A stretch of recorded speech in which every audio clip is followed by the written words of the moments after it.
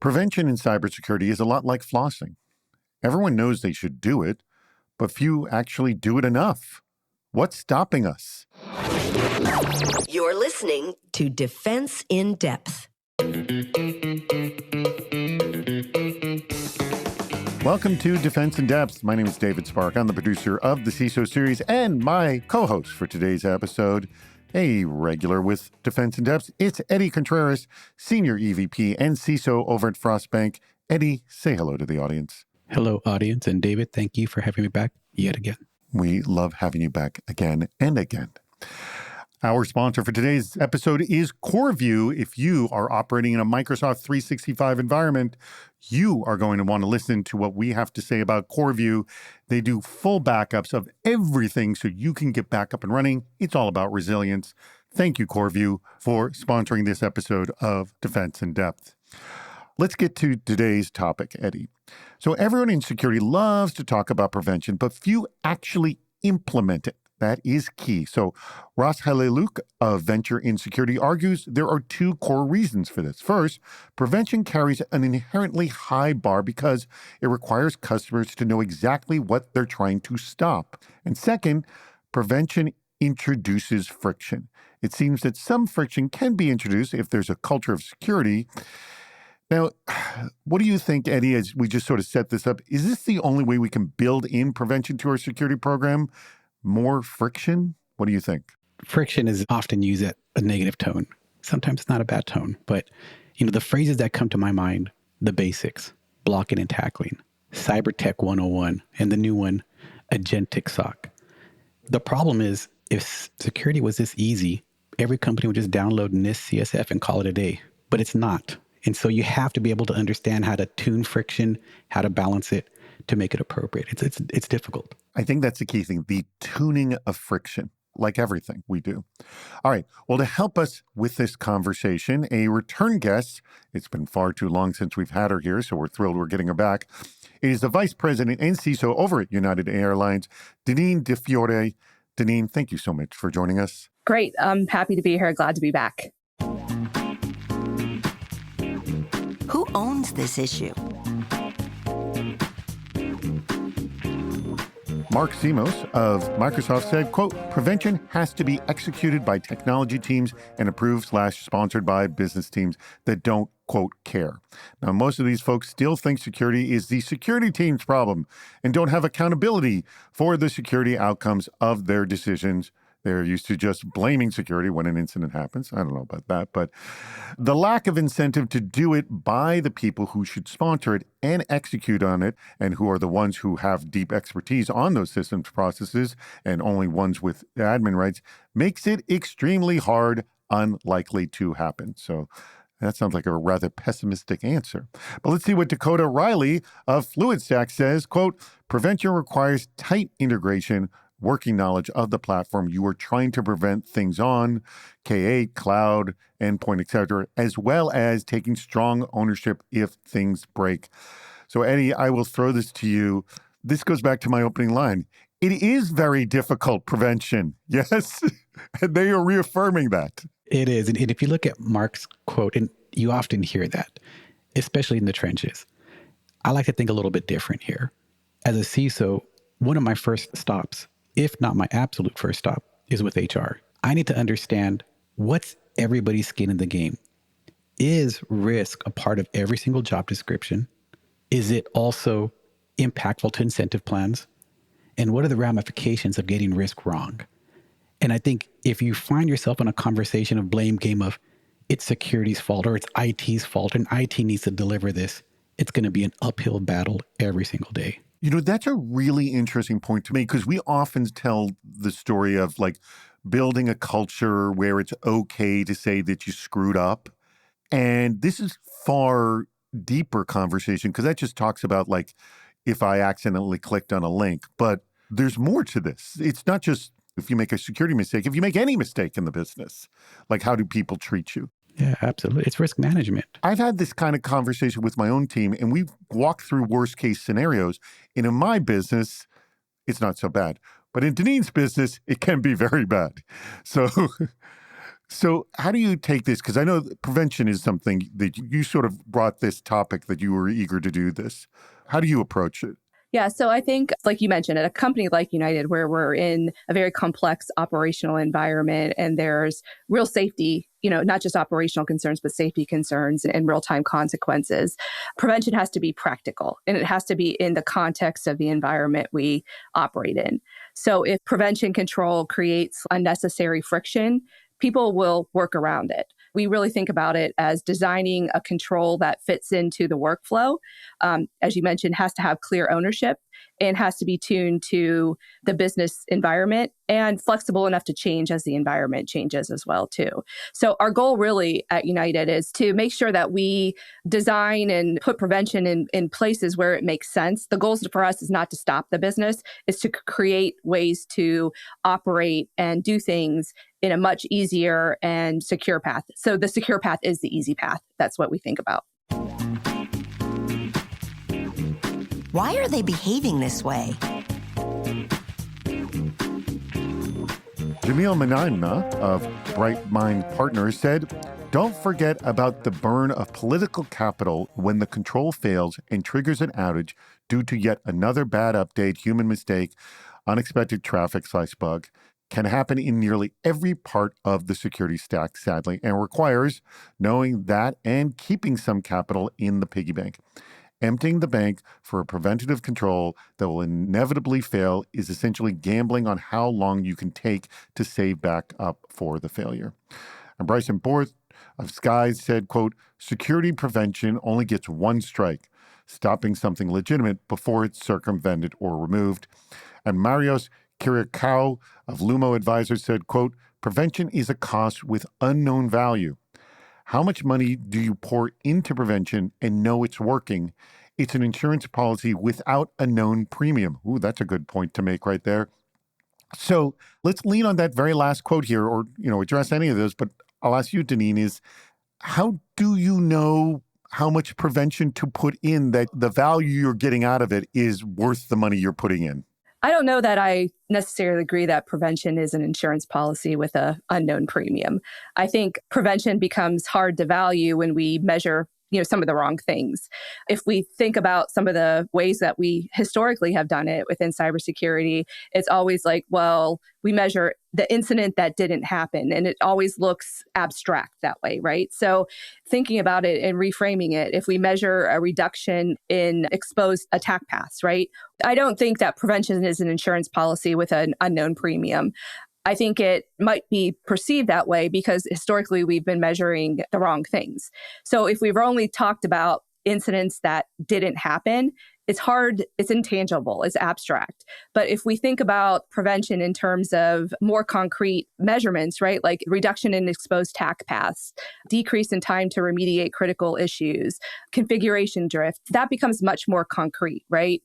I've been trying to change the narrative with my teams, with my leadership, with my business partners, so they understand that. A good example of this, right, is like a lot of security leaders talk about vulnerability management and the number of vulnerabilities and the counts, right, the volumes of it. But that doesn't necessarily mean more risk, right? What matters to the organization is really reducing the exploitable attack paths, closing those high risk paths in the exposure in a faster way, improving resilience. And that's really what matters. So that's how I think about it. And prevention becomes a reframing and a remeasurement. Your take, Eddie, on this? Yeah, maybe following Deneen's reframing position, because I'm looking at Mario's quote, and you always hear the insurance policy analogy, but then you have to think about it like, what's an insurance policy in the hands of a young 20-year-old? Most of the time, they're looking to cut cost, and they want to raise the deductible because that monthly cost is quite high. And then all of a sudden, they start to look at caveats. Well, wait a minute, maybe I don't need comprehensive coverage. Well, maybe I don't need uninsured coverage. And it's not till you get into an accident you realize all of those categories, while there was a monthly cost, they're really valuable now. And I think you have to look at, if you're going to use that analogy, how do you train your executive team to understand that security and insurance are not the same thing? Security is about minimizing impact, and your goal is to make it as least harmful as possible when something bad happens. Where an insurance policy is, you can just kind of defer it to somebody else. And you can't do that with security. You do have to have skin in the game, which there's costs associated to that. So yeah, I like what Deneen was saying is rephrasing that question and really understanding how do you talk with your executives? How do you position it within your security team? And then how do you get the business to understand that conversation? Is there a way that you show the value of your preventative measures, Deneen? Yeah, so I think it ties back to the business context, right? I know we're talking about prevention, but it's also about enablement, right? So for instance, if we're putting controls in place around identity, we can go back, especially on the customer side, to say how much value did that create, right? Because we had a secure, trusted experience for our customer. We put controls in place, but that converted into this mileage plus account, plus a trip, plus a whatever. You know what I mean? So we are translating that and linking it to business outcomes. So prevention is not only what did you avoid, but what did you enable as well too. What happens after an attacker gets into your Microsoft 365 tenant? Now, most teams have detection covered. They've got alerts, playbooks, incident response retainers. What they don't have is the ability to recover control of the tenant itself, the configurations, the admin accounts, and the policies attackers have corrupted. Now that is exactly what CoreView's cyber resilience framework for Microsoft 365 covers. It walks through the 5 pillars of cyber resilience: hardening, governance, detection, response, and recovery. Now, the guide specifically focuses on the Microsoft 365 tenant level, which is where attackers do the most damage.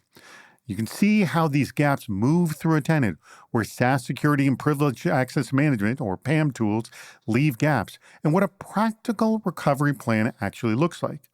You can apply the framework regardless of what tools you run today. You think that's worth 30 minutes? You think that's worth 30 minutes of your time? Well, you can get it free over at coreview.com. That's CoreView.com. Coreview.com. And when you go there, let them know that you heard about them from the CISO series. What else are we missing? Ashish Popley of DefenderMate said, quote, "Change management is inherent in prevention, but at the same time, lack of context on what to prioritize and lack of resources to actually make the change are big enough friction that can be solved before change management friction can be addressed. The opportunity is directly proportional to the level of context and automation that can reduce some of the change management friction, especially on already deployed prevention controls." Definitely want to get into change management here. Daniel Hooper, CISO over at Mesh, said, quote, "Policy enforcement is a great way to drive prevention, but you need to define your position up front. That's the hardest part. Deciding on policies that are enforceable and defensible, aligned with both technical and compliance requirements, and then maintained as systems change, requires organizations to have not just set and forget policies, but robust change management processes too."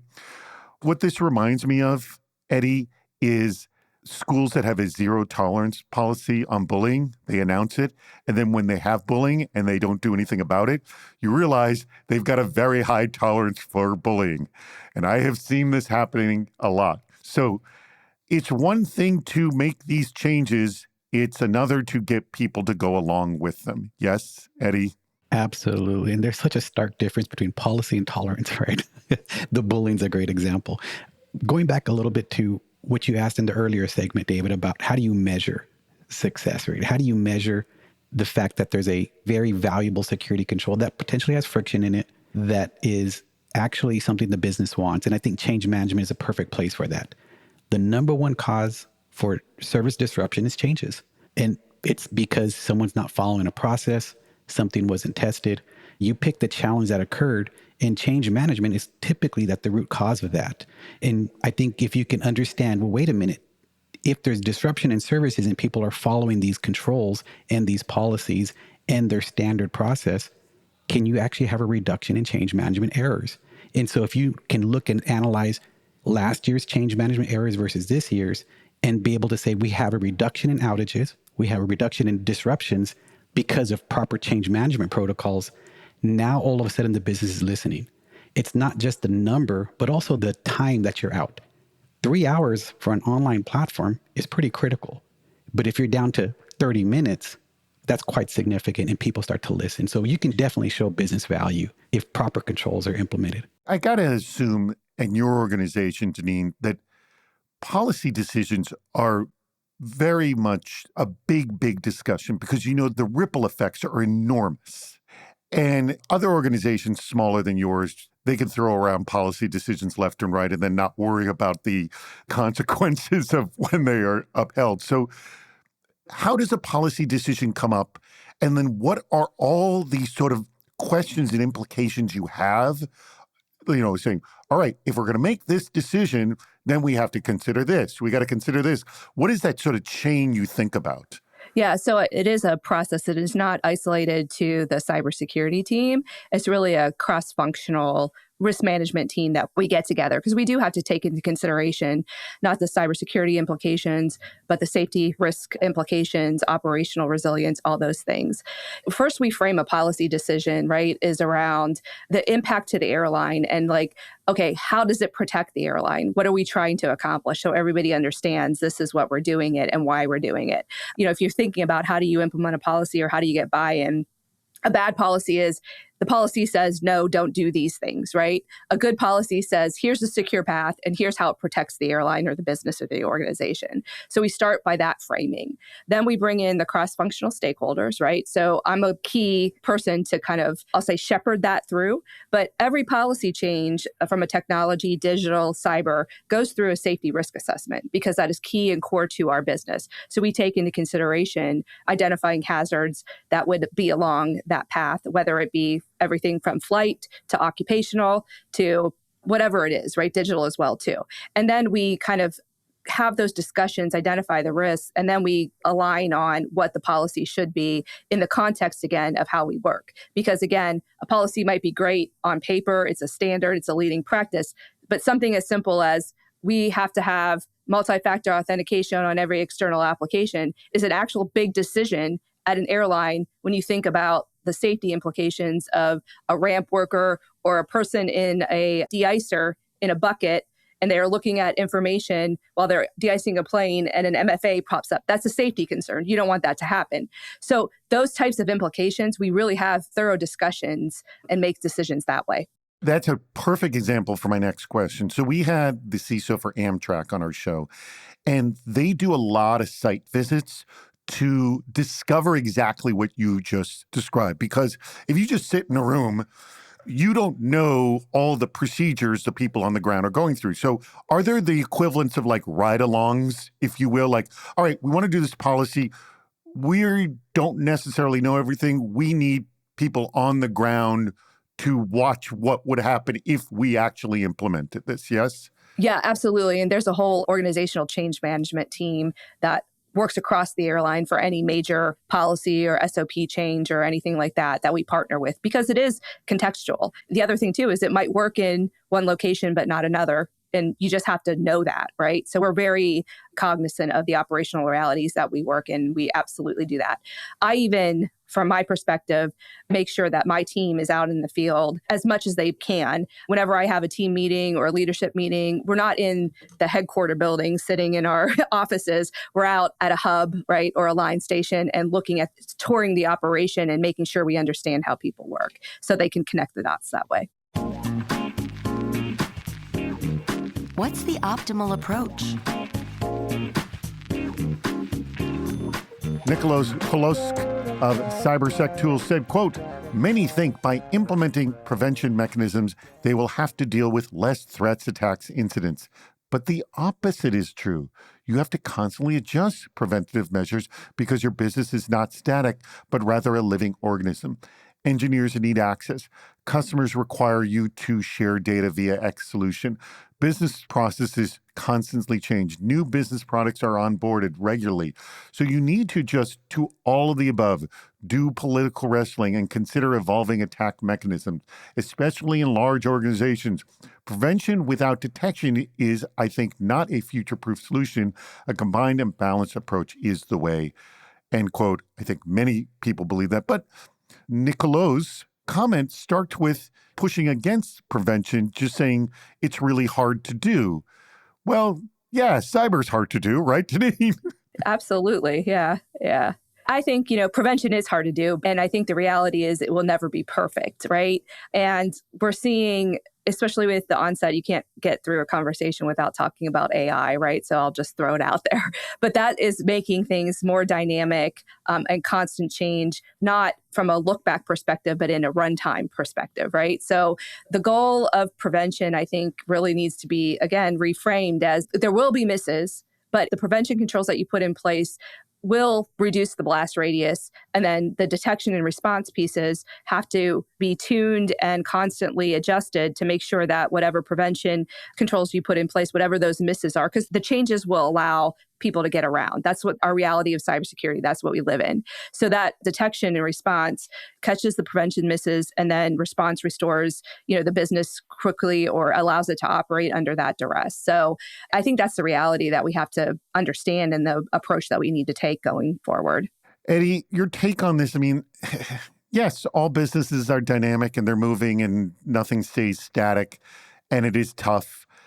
When you're creating a preventative measure, what do you think about in terms of how are we going to adapt this when things change, because they will change? Like, what's the discussion you have at that point? It's a constant discussion, right? And similar to what Denise's talking about, it's a part of the life cycle. It's not a discussion, it's a series of discussions. And it's an opportunity to revisit previous decisions. But thinking about prevention, everybody has preventative controls, detective controls, administrative controls. They all play a part.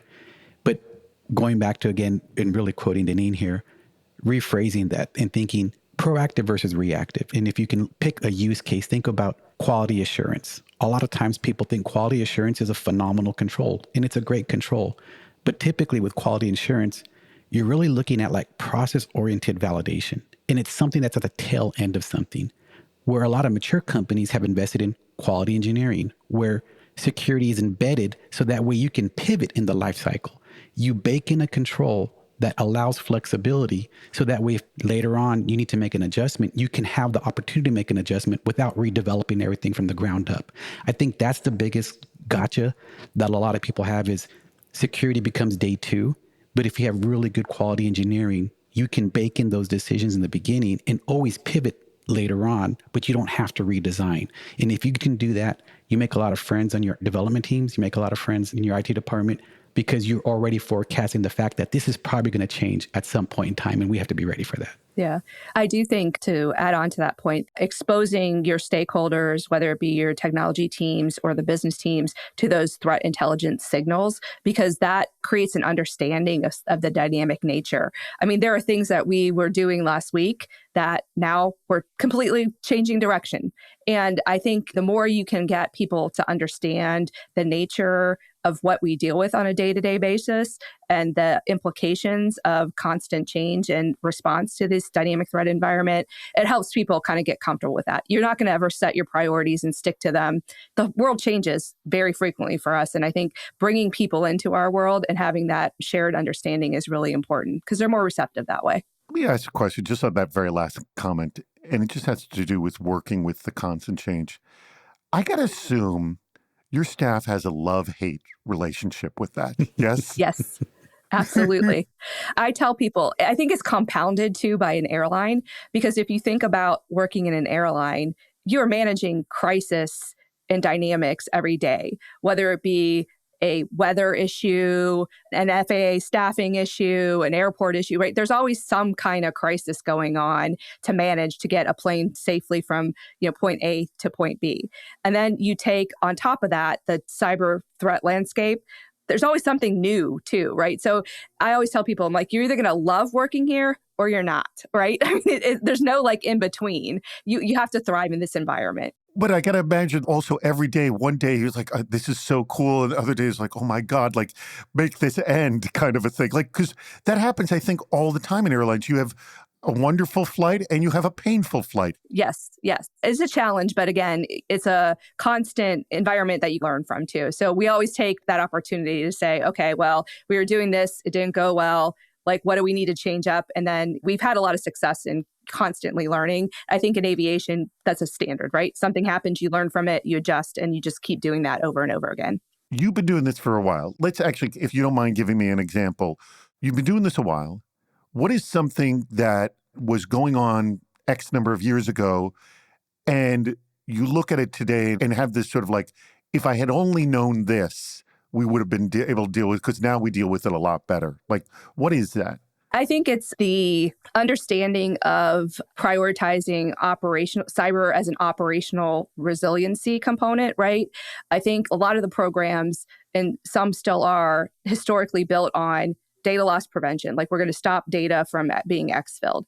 Well, that's all well and good, and we will protect our data and our customers' data. But the real key is being able to operate the airline under, if it's a technology outage, a cyber threat, or cyber incident, you have to be able to maintain that. So building a program around resiliency, leaning into network segmentation, identity segmentation, stopping isolation, like response and recovery. It kind of clicked with me about 6 months into my role. I'm like, okay, we got to relook at all this stuff, and really invested in that piece of it. I'm still doing all the preventative stuff and the data protection and compliance things. We'll always do that, but just leaning 1,000% into cyber as a key component of enabling the airline for operational resiliency. So that's really the aha moment for me. And David, I will say that a use case that probably resonates with the entire industry is what happened with passwords, right? At one point in time, everybody realized strong password is good. How about 8 characters, 10, 12, 16, randomized, and change it every 90 days and don't ever reuse it? Well, we're a victim of our own great philosophy, because now what happened? We forced everybody to write down their password because no one could remember this password. It's impossible. Mine are all in a password manager. I couldn't tell you what 98% of my passwords are. Well, now NIST has come back and said, no, 8 characters is actually fine. So it's like a complete 180. But yeah, rethinking legacy decisions. Awesome. Well, that brings us to the portion of the show where I'm going to ask both of you, which quote was your favorite? Lots of good quotes here. And why? And I'll start with you, Deneen. Which quote was your favorite and why? I think the quote that resonated most with me was the one from Mark Simos or Simos. I'm not sure how to pronounce his name.